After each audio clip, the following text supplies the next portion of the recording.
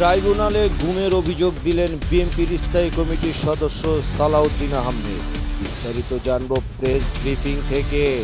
আমার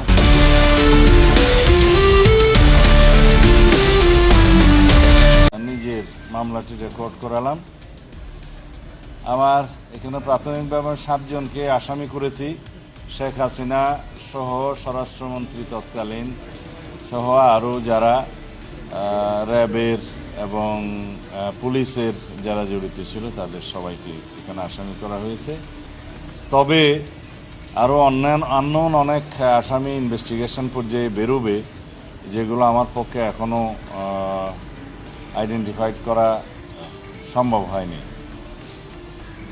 শুধু আমি আমার মামলার কথা বলবো না, বাংলাদেশে গত ফ্যাসিস্ট রেজিমে, শেখ হাসিনার অবৈধ ফ্যাসিস্ট রেজিমে যারা এনফোর্স ডিসঅ্যাপিয়ারেন্সের শিকার হয়েছেন, আমার মতো যারা জুডিশিয়াল কিলিংয়ের শিকার হয়েছেন, যারা পুলিশি নির্যাতনে মৃত্যুবরণ করেছে, যারা বিভিন্নভাবে আওয়ামী দলীয় সন্ত্রাসীদের দ্বারা নির্যাতিত হয়ে মৃত্যুবরণ করেছে অথবা অপঙ্গত্ব বরণ করেছে, বিভিন্নভাবে মানবতা বিরোধী অপরাধ সংঘটিত হয়েছে, এই সমস্ত কিছুই আন্তর্জাতিক অপরাধ ট্রাইব্যুনালে যাতে মামলা হয়, যারা ভুক্তভোগী তারা যাতে মামলা করেন সেজন্য আহ্বান জানাচ্ছে।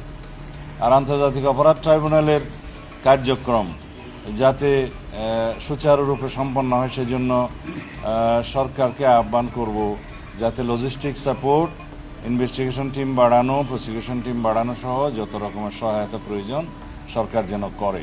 আমি কি দেখতে চাই সেটা ন্যায় বিচার না, আইন যেভাবে মনে করবে, বিচারে যেভাবে সাব্যস্ত হবে সেটাই আমরা মেনে নেব।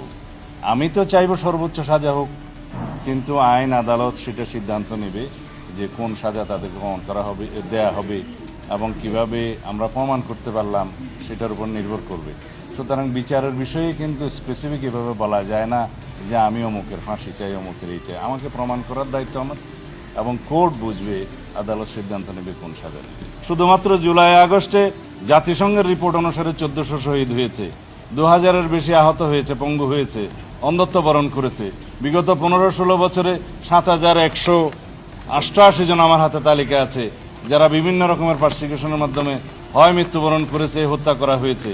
এনফোর্স ডিসঅ্যাপিয়ারেন্সের কথা তো বললাম 709, জুডিশিয়াল এক্সট্রা জুডিশিয়াল কিলিং হয়েছে প্রায় 2700-র মতো, পুলিশ কাস্টডিতে মারা গেছে অসংখ্য।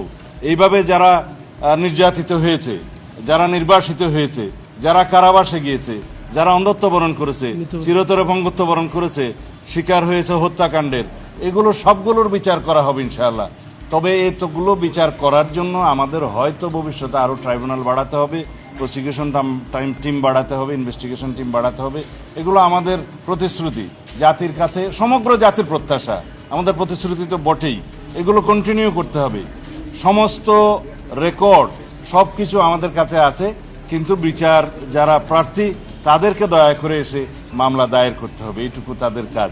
বাংলাদেশে যাতে ভবিষ্যতে এরকমের কোনো আর কেউ কোনো ফ্যাসিস্টের কোনো জন্ম না হয়, কোনো ফ্যাসিবাদের জন্ম না হয়, সেই ধরনের রাষ্ট্র ব্যবস্থা যেমন আমরা কায়েম করতে চাই, এই বিচারও সুবিচার নিশ্চিত করেও আমাদেরকে সেটা দৃষ্টান্ত স্থাপন করতে হবে যে বাংলাদেশের ভবিষ্যৎ